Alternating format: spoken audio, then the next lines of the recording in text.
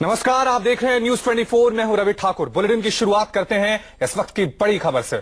जम्मू कश्मीर की सीएम महबूबा मुफ्ती ने कश्मीर पर बीजेपी से अलग राह पकड़ ली है।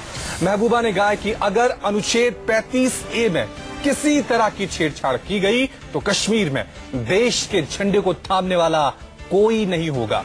महबूबा मुफ्ती ने हुर्रियत नेताओं से बातचीत की और ये बात भी कही। साथ में उन्होंने कहा कि हुर्रियत नेताओं की गिरफ्तारी समस्या का समाधान नहीं है। तो अनुच्छेद 35A पर जम्मू कश्मीर की मुख्यमंत्री महबूबा मुफ्ती का ये विवादित बयान सामने आया है। इसमें वो कह रही हैं कि अगर अनुच्छेद 35A से किसी तरह की भी कोई छेड़छाड़ की गई तो जम्मू कश्मीर में भारत का झंडा थामने वाला कोई भी नहीं रहेगा और बड़ी बगावत हो सकती है। चलिए इस खबर पर और ज्यादा जानकारी के लिए सीधा रुख करते हैं हमारे संवाददाता आसिफ सुआफ का। आसिफ, जम्मू कश्मीर की मुख्यमंत्री का ये बयान आना कि अनुच्छेद 35A से किसी भी तरह की कोई छेड़छाड़ की गई तो कश्मीर में कोई भी तिरंगा थामने वाला नहीं रहेगा, ये बयान वाकई में बहुत विवादित है। किस तरह के रिएक्शन मुख्यमंत्री के बयान के बाद कश्मीर में देखने को मिल रहे हैं और क्या मायने निकाले जाएं इस बयान के? देखिए, जिस प्रकार से महबूबा मुफ्ती ने कहा कि जो आर्टिकल 35A है जिसको लेकर साल 2014 में एक एनजीओ ने सुप्रीम कोर्ट में रिट पिटीशन डाली थी और उसको चैलेंज किया। अभी सुप्रीम कोर्ट में ही हालांकि मामला पेंडिंग है, लेकिन महबूबा मुफ्ती ने ये मामला तब उठाया जब NIA की तरफ से हुर्रियत नेताओं की गिरफ्तारी भी हो रही है और महबूबा मुफ्ती ने इसे हुर्रियत के साथ जोड़ते हुए कहा कि ये जो आर्टिकल 35A के साथ छेड़छाड़ या आर्टिकल 370 के साथ छेड़छाड़ है, ये हुर्रियत के साथ उनको कमजोर करने के लिए छेड़छाड़ नहीं है, बल्कि ये जो है उन लोगों के लिए है जो जम्मू कश्मीर में भारत के साथ खुद को समझते हैं, उनका झंडा उठाते हैं। और अगर इस आर्टिकल 35A या आर्टिकल 370 को हटाया गया या इसके साथ छेड़छाड़ की गई तो वो लोग जो जम्मू कश्मीर में भारत की बात करते हैं, चाहे मेन स्ट्रीम पॉलिटिक्स में हो चाहे आम लोग हो, उनको एक धक्का लगेगा इससे और वो हताश हो जाएंगे। ये महबूबा मुफ्ती का यहाँ पर जो उसके कहने का मतलब है वो सामने आ रहा है, जिसको लेकर बीजेपी काफी ऑकवर्ड पोजीशन में आ गई है। और आसिफ, हाँ, यही मैं आपसे जानना चाह रहा था कि PDP और बीजेपी की सरकार जम्मू कश्मीर में चल रही है। मुख्यमंत्री ने बयान सामने दे दिया है, बीजेपी का अपना स्टैंड इस मुद्दे पर हमेशा बना रहा है, तो अब बीजेपी के नेताओं का क्या रिएक्शन वहां पर सामने आ रहा है? देखिए, बीजेपी हालांकि कोशिश काफी ज्यादा कर रही है कि इस बयान को डाउन प्ले करे, लेकिन जिस प्रकार से महबूबा मुफ्ती ने खुल के बातें कही है और साथ ही साथ हुर्रियत को इसके साथ जोड़ते हुए जो लगातार केंद्र की तरफ से टेरर फंडिंग को लेकर हुर्रियत वालों की गिरफ्तारी का हवाला दिया जा रहा था, उस पर भी उन्होंने सवाल उठाते हुए जिस प्रकार से टारगेट किया कि हुर्रियत को गिरफ्तार करने से कोई मसला हल नहीं होगा और ये सब बातें कही, तो बीजेपी के पास यहाँ जम्मू में कोई भी जवाब नहीं बन पा रहा है और वो लगातार इन सवालों को टालने की कोशिश कर रहे हैं। जी, बहुत बहुत शुक्रिया आसिफ इस तमाम जानकारी के लिए। तो जम्मू कश्मीर की सीएम महबूबा मुफ्ती ने कश्मीर पर बीजेपी से बिल्कुल अलग राह पकड़ लिया। महबूबा ने कहा कि अगर अनुच्छेद 35A में किसी तरह की छेड़छाड़ की गई तो कश्मीर में देश के झंडे को थामने वाला कोई नहीं होगा।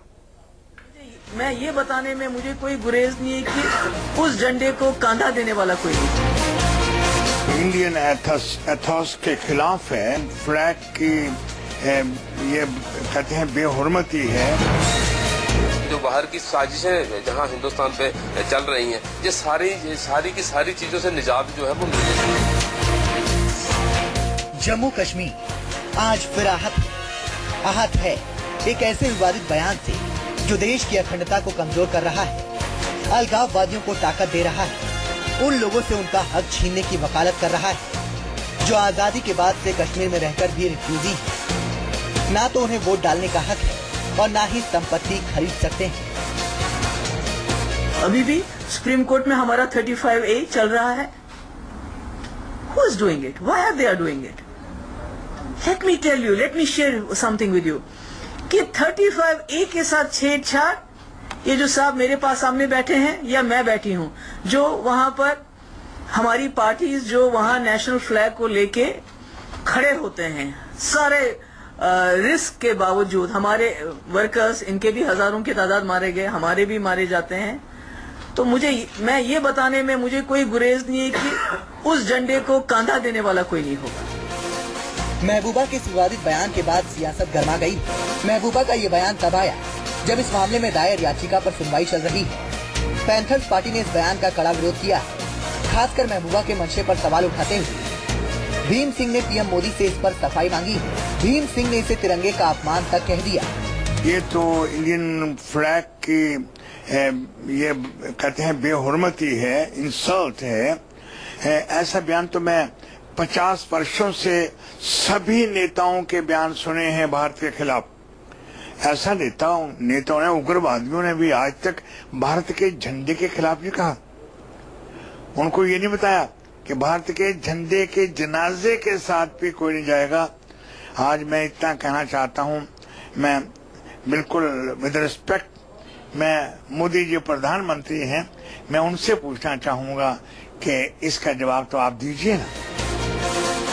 अनुच्छेद 35A का इस्तेमाल सूबे की सियासी पार्टियां लाखों लोगों को बुनियादी हकों से महरूम रखने के लिए करती आई है, जिसका विरोध भी होता रहा है। लेकिन महबूबा इन विरोधों को नजरअंदाज कर अनुच्छेद 35A की वकालत में आवाज बुलंद कर रही है। सेपरेटिस्ट को टारगेट नहीं कर रहे हैं, उनका तो their agenda is different, their agenda is totally cessation.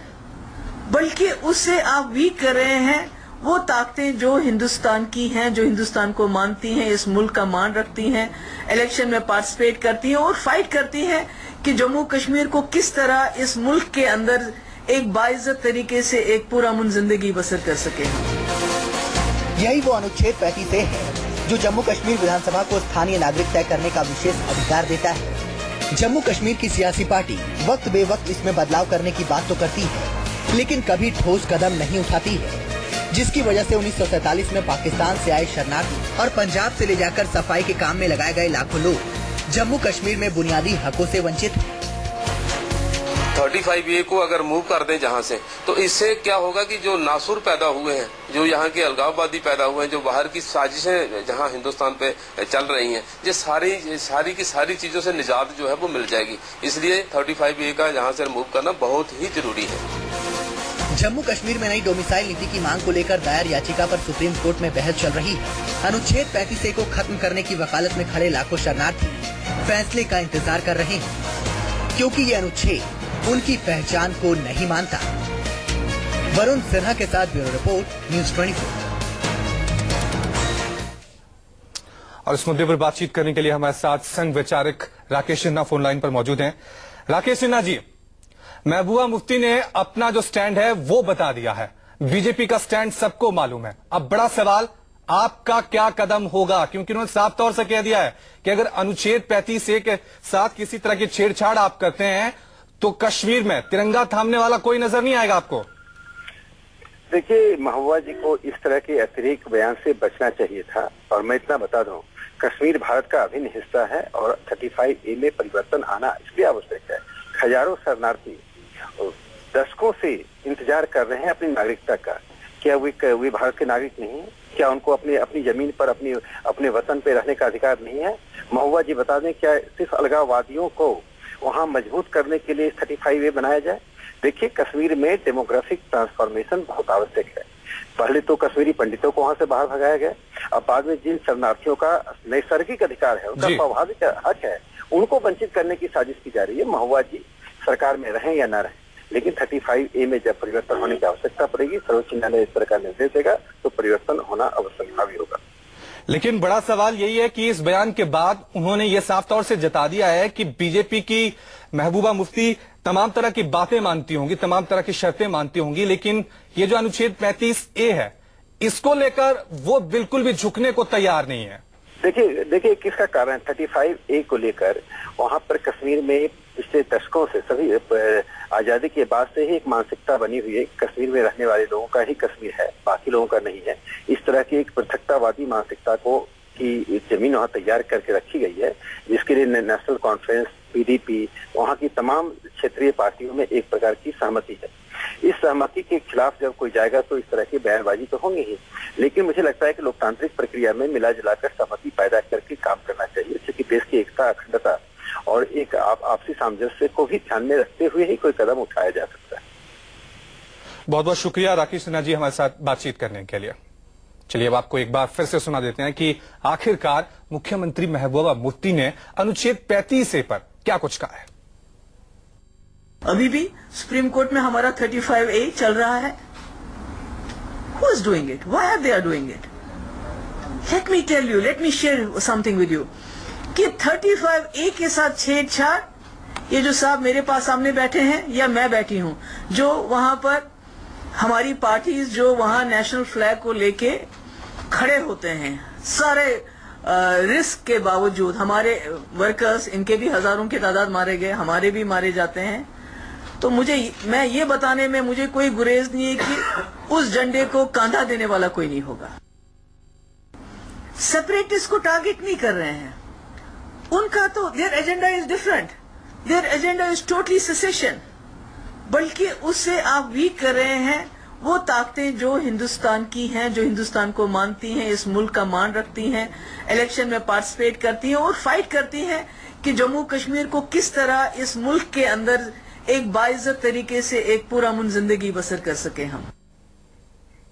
वहीं महबूबा के बयान से ठीक पहले हुर्रियत पर जम्मू कश्मीर के पूर्व मुख्यमंत्री फारूक अब्दुल्ला बड़ा बयान दे चुके हैं। उन्होंने कहा कि हुर्रियत को सरकार से भी फंड मिलता है। न्यूज 24 के खास शो आमने सामने में फारूक ने यह बात कही। एक तरफ NIA जो है उसने अलगाववादियों के खिलाफ बिल्कुल जैसे मुहिम छोड़ दी के, हाँ, उनके अकाउंट्स खंगाले जा रहे हैं, धरपकड़ हो रही है, गिरफ्तारी हो रही है, और दूसरी तरफ आप कहते हैं कि सरकारी फंडिंग की भी जांच होनी चाहिए। ये क्या? मोदी जी ने ये देखा है कि साहब वहाँ जो ये सब कुछ हो रहा है, इसके लिए ये पैसा बाहर से आ रहा है, और इसलिए इसमें एक आपके ही टेलीविजन थी जिन्होंने इसको ब्रेक किया, और उसमें इन्हीं के 2 आदमी थे, बेटा कराटे और दूसरे साहब, जिन्होंने डिक्लेयर किया साहब पैसा आ रहा है और इस्तेमाल किया जा रहा है, और ये पैसा गिलानी साहब के पास जाता है। तो अब हालत ये है, इनको गिरफ्तार किया है, इन्वेस्टिगेशन चल रही है, और मैं समझता हूँ दूसरे लीडरों को भी। तो ये तो अच्छी बात है ना, बहुत अच्छी बात है, बहुत अच्छी बात है। देखिए ना, न सिर्फ हम रियासत में बल्कि वतन में भी लोग देखना चाहते हैं ये पैसा कहां से आया और कैसे आया, और कैसा इस्तेमाल हो रहा है। आपका ये बयान था कि हुर्रियत के नेताओं को इतना जो तगड़ा बनाया गया वो तो केंद्र सरकार की ही फंडिंग से बना। हाँ, आपका ही ये भी बयान है कि अगर महबूबा की सरकार बनी है तो उसके पीछे भी हुर्रियत का सपोर्ट। अगर आप मुझे देखिए आज कहाँ पे है सबसे ज्यादा ये जो ये एक्टिविटी है, कहाँ है? साउथ कश्मीर में है, वही बेस्ट चेन थी इनकी। क्यों हो रहा है वहां पे ये? क्योंकि इन्होंने वादा किया था लोगों से जब वोट लिए थे कि हम बीजेपी के साथ हाथ नहीं मिलाएंगे, इनको बाहर रखेंगे। आज वो लोग इन पर भरोसा नहीं करते, और इसीलिए ये एक मुहिम जो शुरू हुई है वो उस चीज के खिलाफ भी है। पर सरकारें वहां पर तो हेल्प करती रही है ना, हुर्रियत की या अलगाववादी नेताओं की, चाहे वो किसी की भी सरकार हो। नहीं, मेरी भी सरकार थी। आपने बिल्कुल नहीं हेल्प किया। किस लिए करते? क्या हम अपनी टांगे काटते? वो तो बेवकूफ होगा जो ऐसी बात करेगा। फारूक अब्दुल्ला का ये पूरा इंटरव्यू आप देख सकते हैं आज रात 8:55 पर हमारे खास शो आमने सामने में।